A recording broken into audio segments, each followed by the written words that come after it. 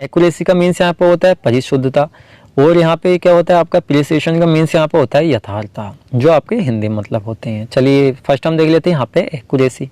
थोड़ा सा आपको नाम से पता चल रहा होगा एक्यूरेसी, यानी एक तरह जो एक्यूरेट वैल्यू के करीब एक तरह से रहेगा, जैसे कि नियरेस्ट और accurate value which are match to the true value of any experiment is defined as term accuracy. मान लीजिए हमारी जो क्या है स्टैंडर्ड वैल्यू है, यानी जो हमारी ट्रू वैल्यू है। एक हमारा ऐसा प्रोडक्ट जिसको हमने अच्छे से बनाया था उसकी ट्रू वैल्यू हमारे पास है, दूसरा प्रोडक्ट हम ऐसा बना रहे हैं जिसकी वैल्यू हम उसके बराबर लाना चाहते हैं, अच्छा उस प्रोडक्ट को बनाना चाहते हैं। अब उसकी जो मेजर्ड वैल्यू हमारी आई या तो नियरेस्ट यानी थोड़ी सी उसके पास ही आई, मतलब करेक्ट नहीं आई लेकिन बिल्कुल उसके पास आई, या बिल्कुल एक्यूरेट आई। तो एक तरह से हम कह सकते हैं उस प्रोडक्ट की जो एक्यूरेसी एक तरह से वैल्यू है वो वहाँ पे बिल्कुल सही है। इसी को यहाँ पे हम क्या कहते हैं, यहाँ पे एक्यूरेसी कह सकते हैं, यानी एक तरह से ऐसे ही हम इसको डिफाइन कर सकते हैं जो हमारी मैच करे ट्रू वैल्यू के साथ में। नेक्स्ट पॉइंट यहाँ पे हम देख लेते हैं, the comparison is normally done with regard to the errors. तो देखिए एरर से रिलेटेड जो एक तरह से हम कह सकते हैं हमारी कंपैरिजन थी, यानी हमारी जो प्रोडक्ट की वैल्यू है वो सही यहाँ पे आ रही है।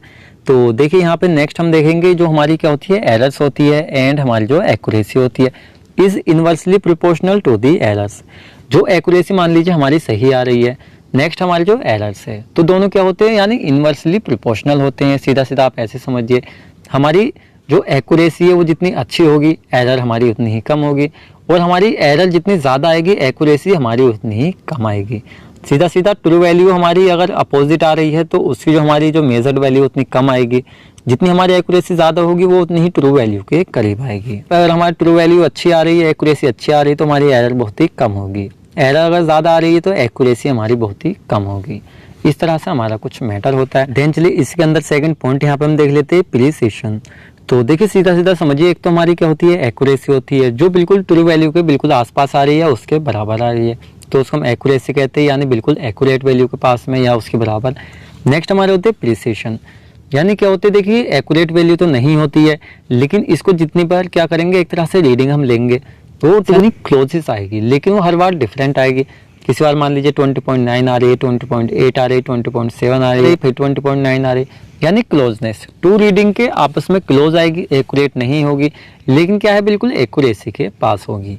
तो इस तरह से हमारी प्रिसिशन वैल्यू होती है। जैसे द क्लोजनेस ऑफ टू और more measurements of each other is known as the precision of the substance, यानी क्लोजनेस जब हमारे क्या हम टू मेजरमेंट कर रहे हैं या उससे ज़्यादा कर रहे हैं तो हर बार उसके बिल्कुल पास ही आएगी, बिल्कुल उसके क्लोज ही आएगी, उससे ज़्यादा डिफरेंट नहीं आएगी।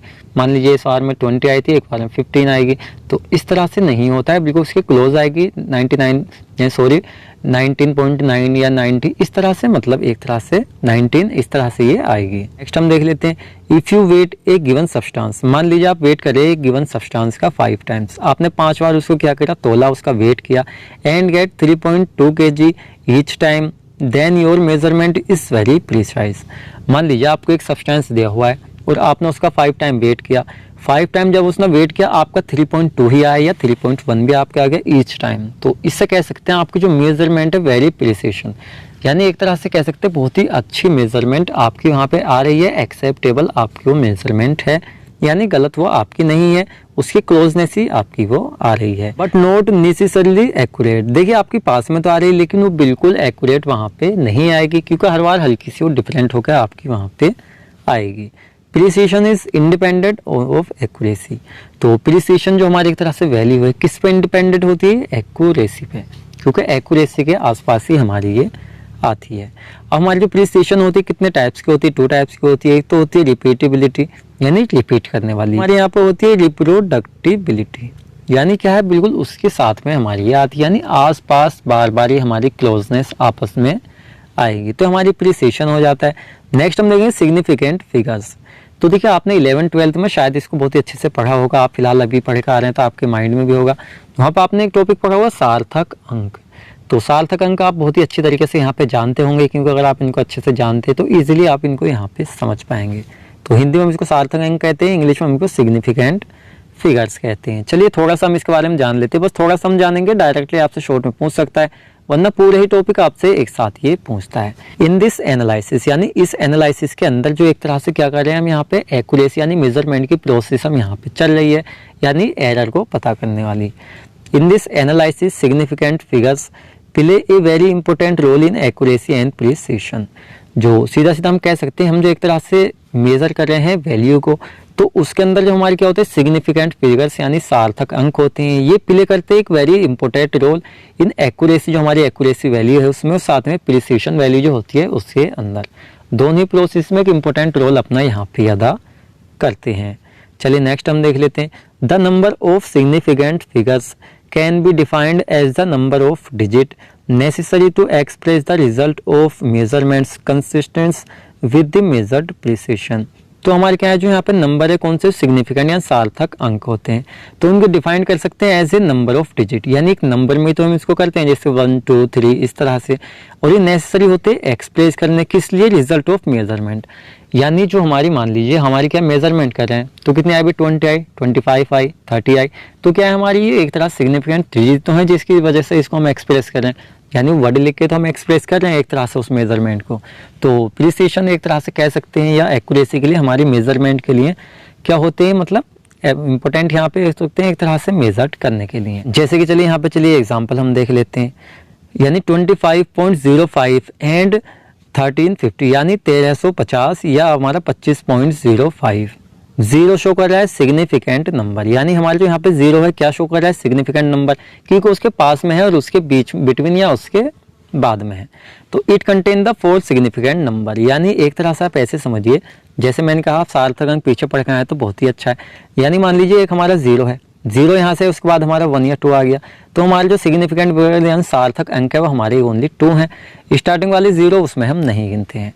अब मान लीजिए जैसे हमारा यहाँ पे 1350 है, तो हमारे जो जीरो है ये इसके साथ में लग कर आया, तो यहाँ पे हमारे सिग्निफिकेंट फिगर जो होंगे हमारे सारे होंगे, यानी चारों के चारों हमारे सार्थक अंक यहाँ पे होंगे।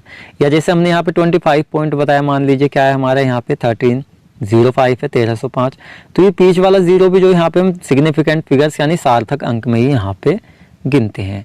सीधा सीधा समझिए, अगर जीरो आपके किसी अंक से पहले आ रहा है तो सार्थक अंक नहीं होगा। अगर मान लिया आपके 1 2 डिजिट जो है उसके बीच में आ रहा है तो आपका सार्थक अंक होगा। उसके इस तरह के हमारे कुछ रूल्स इसके यहाँ पे होते हैं, जैसे कि हम यहाँ पे देख लेते हैं।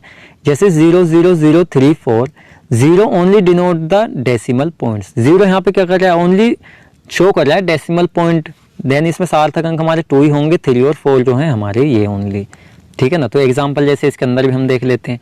If any bullet we measured, कोई भी हम बुलेट मेजर्ड कर रहे हैं, द एक्सट्रैक्ट 7 ml और 7.3 ml because bullet are graduate and smallest graduation पर ml आर डिवाइडेड। सीधा सीधा हम कह सकते हैं हमारे जो क्या है यहाँ पे बुलेट है ये एक तरह से क्या ग्रेजुएट है इन स्मॉलेट ग्रेजुएशन पर ml आर डिवाइडेड में। तो इसी तरह सीधा सीधा हम कह सकते हैं यहाँ पे जो हमारा 0.1 ml यहाँ टीम इक्वल पार्ट से वो यहाँ पे आएगा, but some are measured in the form of significant figures, लेकिन यहाँ के यहाँ पे सम आर मेजर, लेकिन यहाँ पे जो हमारे मेजर किए जाएंगे सम, वो एक तरह से सिग्निफिकेंट फिगर्स के रूप में यहाँ पे मेजर्स किए जाएंगे। जैसे कि यहाँ पे हमारा क्या है, जो ml है हमारा 7 ml है, 7.3 ml है, तो क्या है हमारा एक तरह सिग्निफिकेंट फिगर्स की उसमें हमारा आएगा। जैसे कि इसमें हम चलिए नेक्स्ट पॉइंट या लास्ट पॉइंट देख लेते हैं। यहाँ पे जो हमारा है 7.54, तो ये जो हमारा है इसमें हम कह सकते हैं यहाँ पे कंटेन कर रहे हैं हम 3 सिग्निफिकेंट फिगर्स, यानी जो सार्थक अंक है हमारे यहाँ पे तीनों हैं, 7 भी है, 3 भी है और 4 भी है। अब इसमें से 2 जो है हमारे सर्टेन है, जो एक तरह से कह सकते हैं पॉइंट के बाद आ रहे हैं। एक यहाँ पे हमारा अनसर्टेनिटी, यानी जो हमारा पॉइंट बीच में आ रहा है उसको जो हमारा 7 है। तो सीधा सीधा देखिए आपको समझ में आया होगा, आपका जो टॉपिक है यहाँ पे कंप्लीट हो जाता है। तो मिलते हैं जल्दी ही आपसे नेक्स्ट वीडियो लेक्चर में।